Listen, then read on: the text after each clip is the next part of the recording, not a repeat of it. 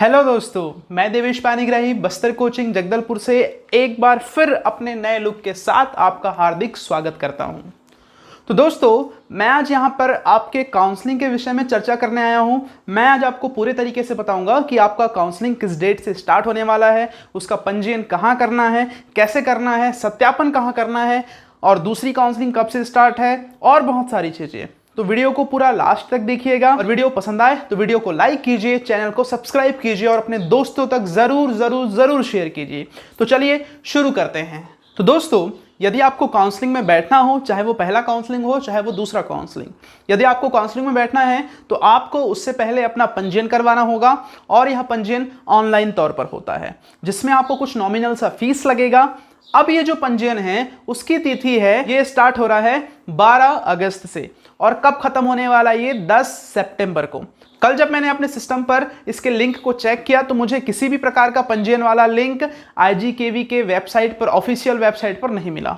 आप में से किसी बच्चे को यह लिंक मिला हो जिसके थ्रू आप अपना पंजीयन कर चुके होंगे तो प्लीज आप मुझे कमेंट में उसका लिंक जरूर शेयर कीजिए, ठीक है, जिससे मुझे और बहुत सारे बच्चों को इसका लाभ मिल सके। ठीक है, तो पहला पॉइंट क्या हो गया, आप आवेदन या पंजीयन कब कर सकते हैं काउंसलिंग के लिए, तो उसका डेट कल से स्टार्ट हो चुका है, यानी कि 12 अगस्त से कब तक चलेगा, ये 10 सितंबर तक।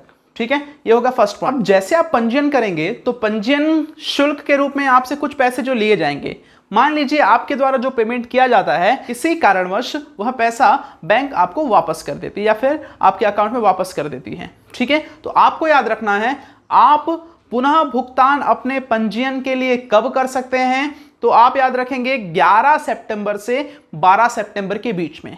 यदि बैंक द्वारा आपके शुल्क को वापस लौटा दिया गया है तो आप फिर से भुगतान कब कर पाएंगे दोस्तों, 11 सितंबर और 12 सितंबर को। बात क्लियर है इतना। अब जितने बच्चों ने आवेदन किया था उनका उनके प्रतिशत के आधार पर क्या बनेगा दोस्तों, एक मेरिट लिस्ट बनेगा। तो प्रथम जो मेरिट लिस्ट है उसका प्रकाशन किया जाएगा 13 तारीख को, 13 सितंबर को। बात क्लियर है। अब देखिए क्या होता है, जब आपको फॉर्म भराया जा रहा था उस समय आपसे कुछ डॉक्यूमेंट्स मांगे गए थे। ठीक है, अब यहां पर आपका मेरिट लिस्ट भी आ गया है। तब मेरिट लिस्ट के आने के पश्चात आपको अपने डॉक्यूमेंट्स का क्या करवाना है दोस्तों, सत्यापन करवाना है।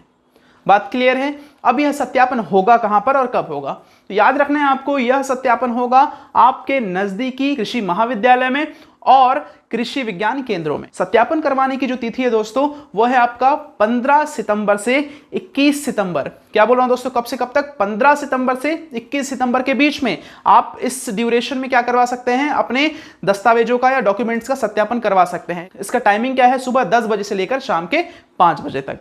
आई होप ये बातें क्लियर हो रही हैं आपको। आगे बढ़ते हैं। देखिए अब क्या होगा दोस्तों, जिन बच्चों का मेरिट लिस्ट डाला गया था, जिन बच्चों का मेरिट लिस्ट में नाम था, नाम के बाद क्या किया गया, उनका डॉक्यूमेंट का सत्यापन करवाया गया। अब क्या हुआ, सत्यापन के दौरान यह पता चलता है कि बहुत सारे बच्चे जो हैं उनके डॉक्यूमेंट्स कुछ गलत है। अब उन बच्चों को काउंसलिंग से हटा दिया जाएगा। ठीक है, जब उन मेरिट में आए हुए बच्चों को काउंसलिंग से गलत डॉक्यूमेंट के कारण हटाया गया तो 22 सितंबर को एक नया मेरिट लिस्ट जारी किया जाएगा, जिसमें ऐसे बच्चे होंगे जिनके डॉक्यूमेंट्स सही हैं। बात क्लियर है। जिनके डॉक्यूमेंट सही नहीं हैं उन्हें सत्यापन के पश्चात निकाल दिया जाएगा और ठीक उसके एक दिन बाद यानी कि 22 सितंबर को क्या किया जाएगा, एक नया मेरिट लिस्ट जारी किया जाएगा। याद रखिए, आपके डॉक्यूमेंट में किसी भी प्रकार की कोई गड़बड़ी है तो अभी भी आपके पास समय है, उसे सुधार लीजिए और यदि कोई डॉक्यूमेंट नहीं बना है तो उसे बना लीजिए। बात क्लियर है। अब देखिए दोस्तों, जो यहां पर संशोधित मेरिट लिस्ट आया है, यानी कि डॉक्यूमेंट के वेरिफिकेशन के बाद जो यहां पर लिस्ट आया है, अब किसी बच्चे को लगता है कि इस लिस्ट में मेरा नाम नहीं है या फिर उसको ऐसा लगता है कि यहां पर मेरा नाम होना था इस लिस्ट में, तो वह अपने हिसाब से दावा आपत्ति कर सकता है। दावा आपत्ति की जो तिथि है वह है 22 सितंबर से 24 सितंबर।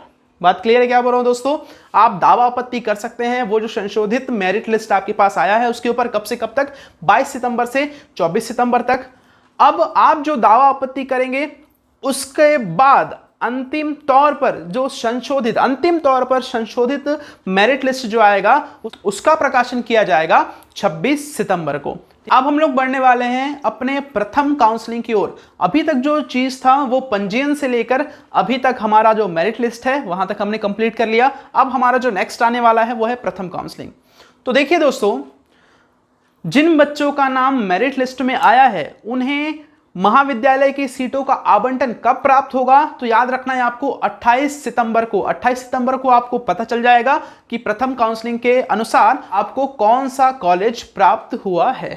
बात क्लियर है। जिन बच्चों को जो कॉलेज मिल गया, सीटों के आवंटन के पश्चात जिन बच्चों को जो कॉलेज अलॉट हो गया है, यदि वो वहां पर एडमिशन लेना चाहते हैं तो उन्हें ऑनलाइन फीस जमा करना होगा। ठीक है, तो ये ऑनलाइन फीस कब से कब तक जमा कर सकते हैं, तो इसकी तिथि है 29 सितंबर से 2 अक्टूबर तक की। कब से? 29 सितंबर से 2 अक्टूबर। रात के 2 अक्टूबर को रात के 12 बजे से पहले आपको ये फीस जमा करना है। यदि आप ऐसा नहीं करते तो आपको जो सीट अलॉट हुआ है वो निरस्त हो जाएगा दोस्तों। इस चीज का विशेष ध्यान रखेंगे। ठीक है, आगे बढ़ते हैं। अब जिन बच्चों को सीट मिल गया है किंतु वह किसी कारण से अपना फीस जमा नहीं कर पाए हैं, जो तय तिथि थी उसके अनुसार जो बच्चे अपना फीस जमा नहीं कर पाए हैं और वह अपने आगे के काउंसलिंग में फिर से पार्टिसिपेट करना चाहते हैं, भाग लेना चाहते हैं, तो उन्हें भी आवेदन करना होगा। तो उनके आवेदन करने की जो तिथि है दोस्तों वो है 29 सितंबर से 3 अक्टूबर रात को 12 बजे से पहले। बात क्लियर है यहां पर। ऐसे बच्चे जिन्हें सीट अलॉट नहीं हुआ है वो भी इसी बीच में आवेदन करेंगे। कहीं पर भी जो प्रारूप है उसमें इस बात को नहीं दर्शाया गया है कि जिन बच्चों का सिलेक्शन होता है वो कब आवेदन करेंगे। तो मुझे ऐसा लगता है, मेरा ऐसा मानना है कि वो बच्चे भी जिनको सीट नहीं मिला है वो भी इसी बीच में पुनः अपने आईडी को लॉगिन करके इसमें आवेदन कर सकते हैं। ठीक है दोस्तों, यहाँ पर आपको फिर से फॉर्म भरने की जरूरत नहीं है। एक छोटा सा बस प्रोसीजर है, उसमें आपको क्लिक करना है, बस याद रखिए। ठीक है, यहाँ पर प्रारूप में किसी भी प्रकार से इसको दर्शाया नहीं गया है, लेकिन मुझे ऐसा लगता है। ठीक है दोस्तों, तो चलिए आगे बढ़ते हैं। ऐसे बच्चे जिन्हें सीट मिल चुका है और उन्होंने फीस भी पे कर दी है, लेकिन किसी कारणवश उन्हें फीस वापस लेनी है और वो चाहते हैं कि वो आगे के काउंसलिंग में भी ना बैठे, तो उस हेतु भी यदि उन्हें आवेदन करना है, उसकी तिथि भी है आपका 29 सितंबर से 3 अक्टूबर रात 12 बजे से पहले। ठीक है, 29 से 3 अक्टूबर तक रात के 12 बजे से पहले आपको आवेदन करना है। बात क्लियर है दोस्तों। अब आगे बढ़ते हैं हम अपने दूसरे चरण की काउंसलिंग की ओर। तो दोस्तों यहां पर बात को समझना है, प्रथम काउंसलिंग के पश्चात द्वितीय काउंसलिंग के लिए कितनी सीटें रिक्त हैं या फिर कितनी सीटें बची हैं उसकी जानकारी हमें 5 अक्टूबर को लग जाएगी दोस्तों। ठीक है, तो 5 अक्टूबर को हमें यह पता चल जाएगा कि दूसरे चरण के लिए कितने सीट जो है वो रिक्त पड़े हुए हैं। ठीक है, अब फिर से जो आपने पंजीयन कराया था, जो आपका मेरिट लिस्ट जारी हुआ था, उस आधार पर आपको फिर से महाविद्यालय में सीटों का आवंटन होगा, जिसकी जानकारी हमें कब प्राप्त होने वाली है, उसकी जानकारी हमें 6 अक्टूबर को प्राप्त होने वाली है दोस्तों। जिन बच्चों को द्वितीय काउंसलिंग के अंतर्गत सीटों का अलॉटमेंट हो जाता है उन बच्चों को भी ऑनलाइन फीस जमा करना होगा, जिसकी तिथि है 7 अक्टूबर से 9 अक्टूबर रात को 12 बजे से पहले। बात क्लियर है। उसके पश्चात दोस्तों ऐसे बच्चे जिन्हें सीट अलॉट तो हो जाता है लेकिन किसी कारणवश वो फीस जमा नहीं कर पाते हैं और उन्हें ऐसा लगता है कि उन्हें आगे की काउंसलिंग में बैठना है, तो वह पुनः आवेदन उन्हें करना होगा, जिस हेतु डेट है 7 अक्टूबर से 10 अक्टूबर रात के 12 बजे से पहले उन्हें इस चीज हेतु आवेदन करना है। बात क्लियर है।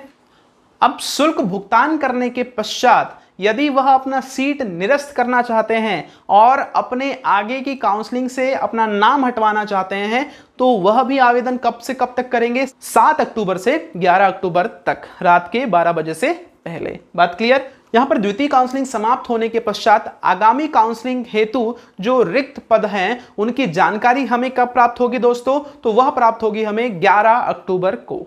ठीक है, अब यहां से दोस्तों आपका जो काउंसलिंग स्टार्ट होने वाला है उसे हम कन्वर्जन काउंसलिंग या फिर मॉपअप काउंसलिंग के नाम से जानते हैं। ठीक है दोस्तों, तो मुझे ऐसा लगता है कि आपका जो मुख्य तौर पर काम है वो द्वितीय काउंसलिंग तक है। इसके बाद जो भी जानकारी मुझे प्राप्त होगी मैं समय दर समय आपके पास उसे पहुंचाता जाऊंगा। ठीक है, तो वीडियो देखने के लिए दोस्तों बहुत बहुत धन्यवाद।